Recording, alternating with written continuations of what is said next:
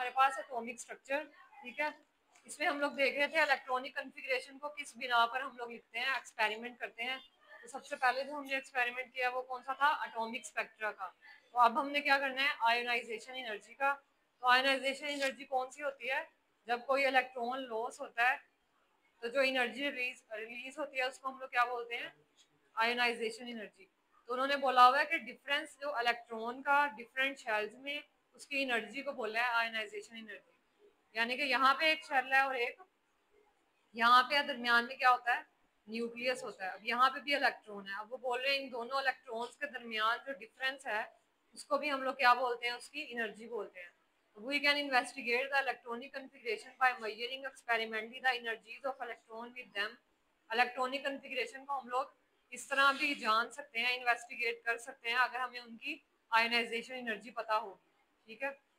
तो ये कब होगा, जब हम आयोनाइजेशन एनर्जी को मैयर करेंगे, बाय मेजरिंग आयोनाइजेशन एनर्जी। अब उसको कैसे हम लोग मैयर करते हैं, सबसे पहले successive ionization energy of the same element. ये हमारे पास एक एलिमेंट है, फॉर एग्जांपल मैग्नीशियम, इनके सब इलेक्ट्रॉन की आयोनाइजेशन एनर्जी को देखना है कि पहला लॉस होता है तो उसकी कितनी है, बाकी दूसरे शेल में से लॉस होगा तो उसकी कितनी है। पॉइंट क्या है, ये successive ionization energy of the same element. उसके बाद है first ionization energy for different elements. अब हमारे पास है Na और Cl। तो हम लोगों ने इन दोनों एलिमेंट्स की क्या है, एनर्जी को देखना है, ठीक है।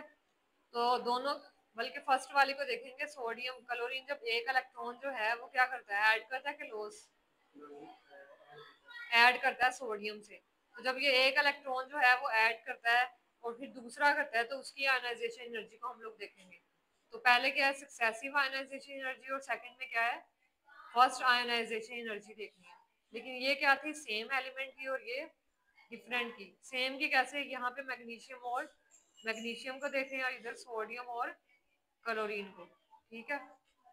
उसके बाद हम लोग पढ़ रहे हैं successive ionization energy of same element कैसे देखते हैं। सबसे पहले हम लोग एलिमेंट को देखेंगे कि वो कौन सा है। एलिमेंट किसको कहते हैं, जैसे यहाँ पे उन्होंने हमें एक्स से रिप्रेजेंट किया, इसकी जगह कुछ भी हो सकता है, ठीक है। अब उसकी एनर्जी को हम लोग मैयर करेंगे। कैसे मैयर करेंगे, जैसे ही इलेक्ट्रॉन लॉस होगा, बाहर जाएगा शेल से, तो हम लोग उसकी आयोनाइजेशन एनर्जी को यानी कि एक एक करके काउंट करेंगे। सबसे पहले इसका मतलब है कि हमारे पास था एक्स और उसने अपना एक इलेक्ट्रॉन लॉस कर दिया, उसकी हमने आयोनाइजेशन एनर्जी को क्या नाम दिया, डेल्टा H1, ठीक है। अब इसके अंदर वाले शेल में भी एक और इलेक्ट्रॉन था, जब वो भी लॉस कर दिया तो उसको क्या नाम दिया, डेल्टा Hi2, क्योंकि सेकंड से हुआ है। फिर जो थर्ड में था उसको जब रिमूव किया तो उसको क्या नाम दिया, डेल्टा Hi3। अब इसके ऊपर क्या है, पॉजिटिव, इसके ऊपर 2+। अब यहाँ से हमें पता लग रहा है कि कितने इलेक्ट्रॉन लॉस किए हैं। यहाँ पे क्या है, 1 इलेक्ट्रॉन, इधर 2 किए हैं, इधर से कितने किए हैं, 3 किए हैं। अब वो कह रहे हैं हम लोग क्या करेंगे, मुसलसल इलेक्ट्रॉन्स को रिमूव करवाएंगे एटम में से जब तक कि एक न्यूक्लियस नहीं बच जाता। फॉर एग्जांपल मैग्नीशियम है, इसका दरमियान में न्यूक्लियस है, पहले हम ये इलेक्ट्रॉन रिमूव करवाएंगे, फिर ये, इस तरह से 1 बाय 1 करके सारे इलेक्ट्रॉन्स को रिमूव करेंगे और उसकी एनर्जी को मैयर करेंगे, ठीक है। तब तक रिमूव करना है जब तक दरमियान में न्यूक्लियस रह जाए। So we can continue to remove electrons from an atom until only the nucleus is left. So we call this sequence of ionization energy successive ionization energy. तो वो बता रहे हैं कि हम लोग किसको कहते हैं, successive ionization energy। जब हम एक एक करके इलेक्ट्रॉन को लॉस करेंगे और उनकी एनर्जी मैयर करेंगे, उसको क्या बोलते हैं, सक्सेसिव आयोनाइजेशन एनर्जी।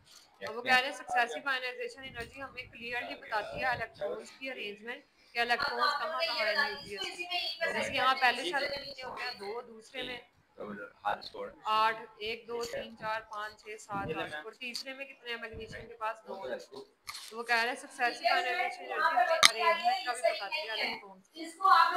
उसके बाद उन्होंने हमें एक्सपेरिमेंट बताया हुआ कि हमने सबसे पहले कौन सा आइटम लिया, मैग्नीशियम, ठीक है। मैग्नीशियम एटम लिया और उसको हमने मैयर किया है उसकी एनर्जी को, and measure the energy required to remove successively the first electron. फिर सेकंड को मैयर किया, फिर थर्ड को, एंड सो ऑन, यानी कि बाकी जो इलेक्ट्रॉन्स है उनको भी। तो वही ऑब्टेन अ ग्राफ, हमने क्या किया, ग्राफ बना दिया यहाँ पे। अब वो ग्राफ कैसे शो कर रहा है कि ionization energy plotted against number of electron. एक साइड पे नंबर ऑफ इलेक्ट्रॉन जो रिमूव हुए उसको शो किया है और एक साइड पे आयनाइजेशन एनर्जी। ठीक है, और यहाँ पे हमारे पास क्या है, एटम एडिशन का। फर्स्ट शेल के इलेक्ट्रॉन रिमूव हुए, उसको इस तरह लाइन लगा के शो करना है, उधर लिखना है फर्स्ट शेल इलेक्ट्रॉन। उसके बाद सेकंड के हैं, उधर क्या लिखना है, सेकंड शेल इलेक्ट्रॉन। उसके बाद थर्ड पे क्या है, थर्ड शेल इलेक्ट्रॉन। ठीक है, तो इस तरह से हम लोगों ने रिप्रेजेंट किया है।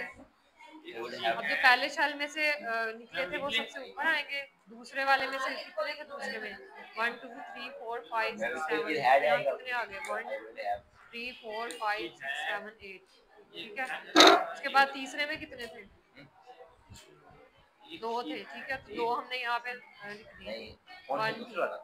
तो यहाँ से क्या करना है, सिर्फ ग्राफ याद करना है, ये सारा वही लिखा हुआ है जो मैंने बताया। ये बात करेगा, उसके अलावा सक्सेसिव आयनाइजेशन एनर्जी का पता होना चाहिए। बताओ कौन सा वाला अलग है, ये वाला गोल्ड है और ये वाले एग्जांपल्स हैं। ठीक है, if she had read induction, यहाँ तक कर लो आप, ग्राफ तक कैसे ठीक है। ठीक है, आगे आपने चेंज किया, देखो सुनो, देखो और करो।